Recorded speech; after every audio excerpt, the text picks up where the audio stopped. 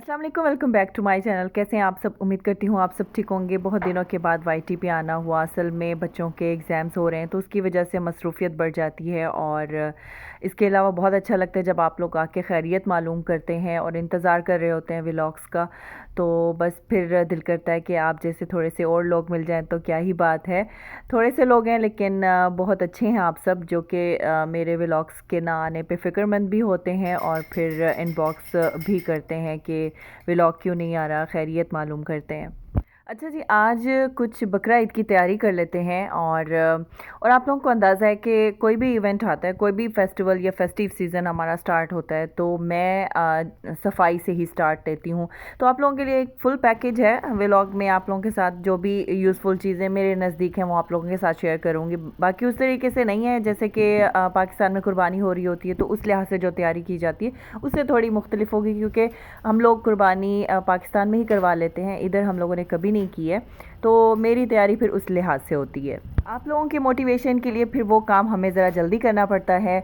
तो स्टार्ट लिया मैंने एंट्रेंस से। एंट्रेंस पे ये मेरा शू रैक रखा होता है तो यहाँ मुझे इसको साफ़ करना था और पहले मैंने प्लांट को हटा लिया क्योंकि मुझे इसे भी देखना था कि जो इसके डेड लीव्स हैं मैं वो उतार लूँ, इसको वॉश कर लूँ और फिर उसके बाद उस जगह को साफ़ कर लूँ शू रैक को, फिर उसके बाद ही मैं रखूँगी।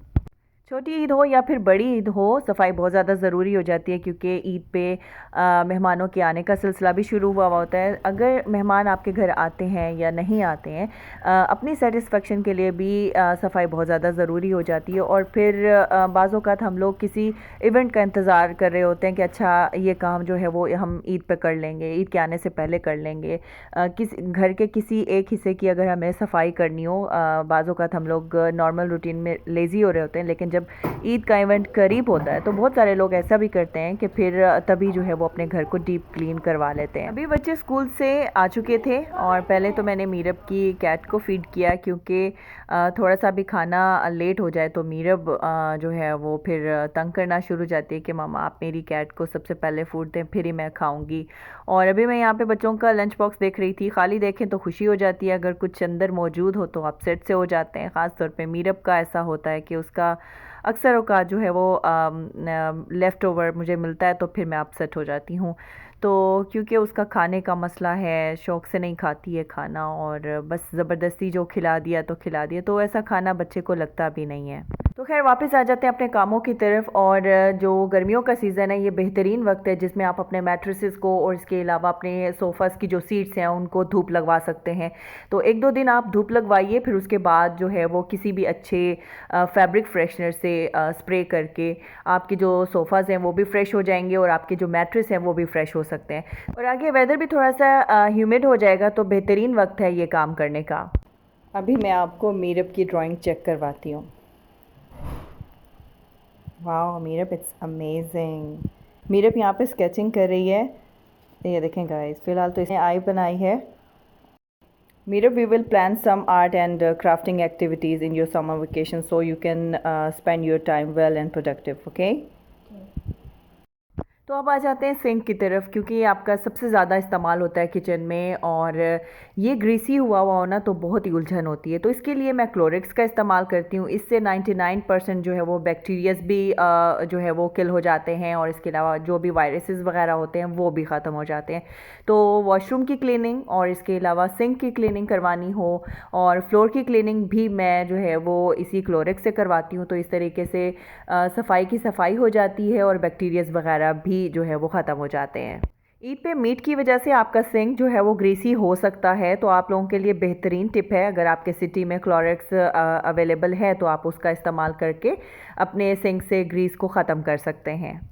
मैंने पहले शर्ट कोई और पहनी हुई थी, फिर मैंने चेंज कर ली थी क्योंकि जब मैं बर्तन वॉश कर रही होती हूँ तो लॉन्ग स्लीव्स और अगर थोड़ा मोटा स्टफ़ हो ना तो वो उससे मुझे बड़ी उलझन होती है, मैं नहीं बर्तन वॉश कर सकती। या तो फिर स्लीव्स जो है वो आपको फ़ोल्ड करनी पड़ती हैं। वैसे ज़्यादातर मैं 3/4 पहन रही होती हूँ, अगर लॉन्ग स्लीव्स हों तो फिर ज़रा काम करने में मुश्किल होती है। और अब कुछ चीज़ें ऑर्गेनाइज़ कर लेते हैं। कुछ दिन पहले मैं IKEA से चीज़ें लेके आई थी और मैंने इनकी असेंबलिंग तो इरफान से करवा ली थी, लेकिन मैंने इनको कैबिनेट्स में सेट नहीं किया था।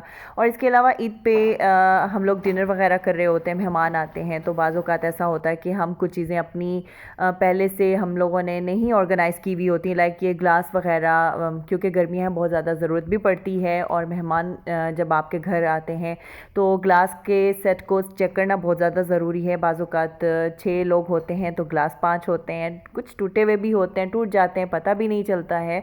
तो ये भी चेक कर लेना बहुत ज़्यादा ज़रूरी है कि आपके जो ग्लास का सेट है वो भी कंप्लीट है, और इसके अलावा आपकी कटलरी वो भी कंप्लीट है कि नहीं है, क्योंकि ये चीज़ मैंने नोट की है कि जब हम लोग डिनर अरेंज करते हैं तो कोई चम्मच जो है वो छोटा होता है, कोई बड़ा होता है, ऐसा हो जाता रहता है। तो बेहतर यही होता है अगर आप कोई स्पेशल डिनर किसी के लिए अरेंज कर रहे हैं तो उससे पहले इन छोटी छोटी बातों का ज़रूर ख्याल रख लें कि आपकी कटलरी भी जो है वो कंप्लीट होनी चाहिए और जो ग्लास के सेट हैं वो भी कंप्लीट होने चाहिए।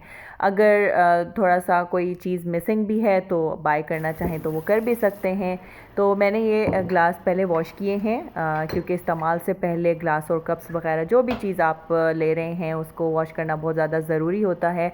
तो अभी ये मेरे पास मैंने एक नया होल्डर लिया था स्पून के लिए। स्पून मेरे पहले से वॉश किए हुए हैं, मैंने इसको नहीं दिखाया है वॉश करते हुए, तो ऐसा मत समझिएगा कि मैंने इनको धोए बगैर ही रख दिया है।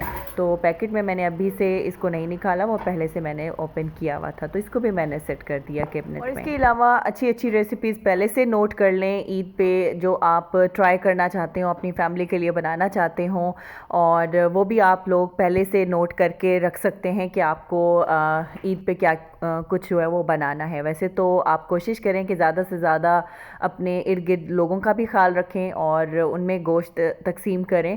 और अभी मैं ये आप लोगों को ज़िप-लॉक बैग्स भी दिखा रही हूँ, आप लोगों को ज़रूरत पड़ेगी, आप भी जो है वो पहले से बैग्स वगैरह जो है वो अरेंज करके रख सकते हैं गोश्त बांटने के लिए। और अब मैं आप लोगों को जो चीज़ बता रही हूँ वो तो बहुत ज़्यादा ज़रूरी है, क्योंकि फ्रिज में अगर स्मेल हो गोश्त की, और वैसे भी गर्मियाँ हैं तो लोड शेडिंग भी होती है, फ्रिज बंद हो जाता है तो स्मेल भी होती है। तो उसका मैं आप लोगों को एक हल बताऊंगी। यहाँ पे आपको 4 से 5 टेबलस्पून आपने कॉफ़ी लेनी है, आप यूज्ड कॉफ़ी का भी इस्तेमाल कर सकते हैं। इसमें आपने शामिल करना है 1 टेबलस्पून बेकिंग सोडा, और साथ ही आपने एक दालचीनी का टुकड़ा लेना है। इसको मिक्स करके आप इन तीनों चीज़ों को अपने फ्रिज में रख सकते हैं, तो इस तरीके से आपके फ्रिज में स्मेल नहीं होगी। बहुत बुरी फीलिंग आती है जब फ्रिज में रखे हुए खाने या दूध में से फ्रूट्स या फिर मीट की स्मेल आ रही हो, तो ये आप ज़रूर करके देखिएगा। और अभी यहाँ पे मैं क्रीमी सा मिल्क शेक बना रही हूँ, मैंगो शेक। और मैंगोज़ तो जो पाकिस्तान और इंडिया में आ रहे होंगे तो उनकी तो क्या ही बात होगी, दूर से इतनी खुशबू फैल जाती है जब ख़रीद के लाते हैं। तो यहाँ तो खुशबू के लिए आपको एसेंस ऐड करना पड़ता है। तो यहाँ पे मैंने मैंगो लिया है, खैर ये मैंगो जो है वो अच्छा होता है, और इसमें मैं शामिल करूँगी वनीला आइसक्रीम, थोड़ा सा एक क्रीमी फ्लेवर देने के लिए। बहुत यम्मी लगता है अगर आप बच्चों को इस तरीके से बना के देंगे। तो मैंने यहाँ पे 2-3 स्कूप जो है वो भर के मैंने इसमें आइसक्रीम के शामिल किए हैं, साथ में मैंने इसमें मैंगो एसेंस ऐड किया है। ऑप्शनल है, आप चाहे तो उसको स्किप भी कर सकते हैं। मैंने इसमें मिल्क ऐड किया है। शेक बनाएं और बच्चों को दें, बच्चे बड़े इसको एंजॉय करेंगे, बहुत मज़े का लगेगा ये बच्चों को। बाज़ू का एफ़र्ट करनी पड़ती है बच्चों को देने के लिए, तो अगर आप कहेंगे कि इसमें आइसक्रीम मैंने ऐड की है तो हो सकता है कि अगर किसी के मेरे जैसे बच्चे हों तो वो फिर शौक़ से इसको ले लें। और अच्छा, इस ईद पे सब्ज़ी वगैरह काफ़ी महंगी हो जाती है, तो उससे बेहतर है कि आप लोग कुछ चीज़ें पहले से लेके स्टोर भी कर सकते हैं। अगर इजीली वो स्टोर की भी जा सकती हैं तो आप लाइक जैसे प्याज और टमाटर की ग्रेवी बना के भी फ्रीज़ कर सकते हैं, और इसके अलावा टमाटर को भी आप उसका जो टोमेटो पेस्ट है वो भी बना के रख सकते हैं। तो अभी ये फ़िलहाल जो ऑर्गेनाइज़र मैंने लिया हुआ है तो उसको मैंने साफ़ करना था, उसकी सफाई करके ये कुछ मेरे पास रैंडम सी शीट रखी हुई थी, उसको काट के मैं इसके अंदर फिट कर दूँगी, क्योंकि जो प्याज और लहसुन और जो आलू की मट्टी वगैरह गिरती है ना, तो वो फिर उससे फ्लोर काफ़ी ख़राब हो जाता है। तो इसको मैंने पहले साफ़ किया, फिर उसके बाद मैंने ये शीट काट के वो बिछाई है, फिर उसके बाद जो चीज़ें मुझे इसके ऊपर रखनी है मैं वो रख लूँगी। और वैसे तो ये ऑर्गेनाइज़र मैं स्टोर में रखती हूँ, लेकिन स्टोर में मैं कैमरा फिट नहीं कर सकती थी, तो इसलिए मैं अभी लाउंज में आपको ये रख के दिखा रही हूँ, कहीं आप ये ना समझे किसी तरह इस ऑर्गेनाइज़र को लिविंग रूम में रखती है शायद। तो खैर अब मैं आप लोगों से अपने सिग्नेचर कबाब की रेसिपी शेयर करूँगी, जिसको मैं मुख्तलिफ़ तरीक़ों से बनाती हूँ। मैं पहले भी आप लोगों के साथ शेयर कर चुकी हूँ, दम कबाब, कढ़ाई कबाब और इसके अलावा पता नहीं कौन कौन से कबाब। तो अभी मैं आप लोगों के साथ कबाब मसाला की रेसिपी शेयर कर रही हूँ।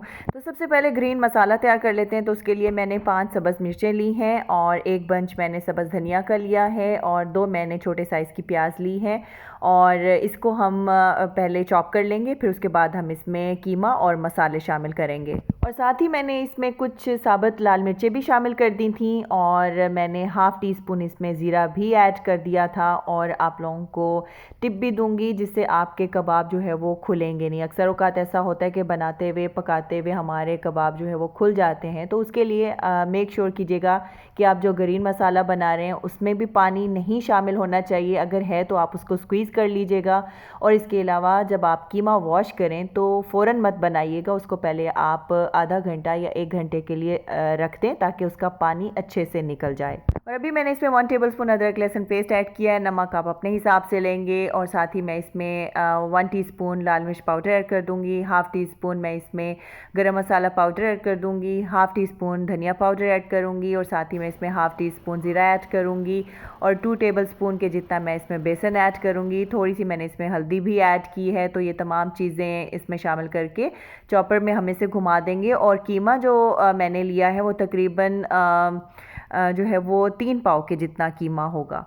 तो बस इसमें मैंने इसको अच्छे से चॉप कर लिए हैं तमाम चीज़ों को। अब हम इसके कबाब बना लेंगे। कबाब बनाने से पहले आपने कोयले का स्मोक ज़रूर देना है, बहुत अच्छी खुशबू आती है कबाबों से। तो आपने इस स्मोक में इसको 5 मिनट के लिए ज़रूर छोड़ना है। और अब हम मसाला तैयार कर लेते हैं। यहाँ पे मैंने एक बड़े साइज़ की प्याज को चॉप कर लिया था, तो इसको ऑयल में थोड़ा फ्राई कर लेते हैं। गोल्डन ब्राउन करना है हमने इसे।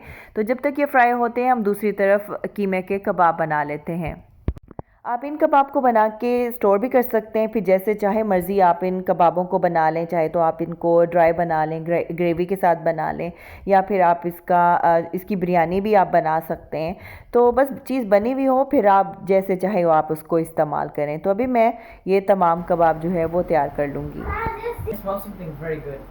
देखो सैयद को जब खुशबू आती है तो पूछने ज़रूर आता है, तो फिर जब बताती हूँ तो खुश हो जाता है। तो अभी यहाँ पे प्याज ब्राउन हो चुके थे, तो अभी मैं इन प्याज को निकाल लूँगी क्योंकि मैं इनको पहले ब्लेंड करूँगी, फिर ही मैं इसकी ग्रेवी बनाऊँगी। अगर चीज़ें अच्छे से ब्लेंड हुई हुई हो ना तो ग्रेवी आपकी बहुत अच्छी बन जाती है, वरना आपकी ग्रेवी में प्याज और टमाटर अगर साबुत फिर रहे हो ना तो मज़ा नहीं आता है। अभी मैंने सारे प्याज निकाल लिए हैं और अभी इसी ऑयल में मैं 1 टेबलस्पून के जितना अदरक लहसुन पेस्ट शामिल करूंगी और हल्का सा सौते करूंगी। फिर मैं इसमें कबाब शामिल कर दूंगी। कबाब को भी आपने फ्राई कर लेना है और जब आप पहले फ्राई करने लगे ना तो उस वक्त आपने चम्मच नहीं हिलाना, आपने सिर्फ पैन को हिलाना है। तो पहले तो कुछ देर आप ऐसे ही पकाएंगे, जस्ट आपने पैन को हिलाना है, चम्मच नहीं हिलाना। तो इस तरीके से आपके कबाब नहीं टूटेंगे। तो पहला थोड़ा सा आप इनको एडजस्ट होने दें, फिर उसके बाद ही आप इसमें चम्मच हिलाइएगा। अभी मैंने इसमें 1/4 टीस्पून हल्दी भी शामिल कर दी है। इसके साथ भी मैं इसको थोड़ा सा पका लूँगी। और देखें मैं इस तरीके से अभी इसको हिला रही हूँ और आंच जो है वो लो नहीं है, मीडियम पे है। मीडियम टू हाई फ्लेम पे आपने इसको इस तरीके से पहले फ्राई कर लेना है। फिर हम इसमें मसाले शामिल करेंगे। लाल मिर्च पाउडर ऐड किया है, फिर मैं इसमें गरम मसाला पाउडर, धनिया पाउडर और नमक शामिल कर दूंगी। हाफ़ टी स्पून के जितना मैंने ये तमाम चीज़ें इसमें शामिल की हैं। तो मसाले के साथ इसको भून लेते हैं। फिर हम इसमें जो है वो प्याज शामिल कर देंगे ब्लेंड करके, और टमाटर भी मैं ब्लेंड करके ऐड करूँगी।